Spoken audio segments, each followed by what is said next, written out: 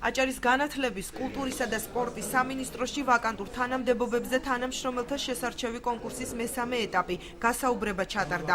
კომისიის წევრები დღეს განათლებისა და კულტურის დეპარტამენტების მთავარი სპეციალისტების თანამდებობაზე კანდიდატებს ცდიდნენ. კონკურსანტებს საქართველოსა და აჭარის კონსტიტუციების, საჯარო სამსახურის შესახებ კანონისა და სამინისტროს დებულების ცოდნა მოეთხოვებათ. თავდაპირველად უწყებაში მუშაობის სურვილი 301 მოქალაქემ გამოთქვა, მათგან ტესტირება მხოლოდ 32 კანდიდატმა გაიარა. სამინისტროში სულ 11 ვაკანტური თანამდებობაა. უკვე მეორე დღეა ტარდება კონკურსი.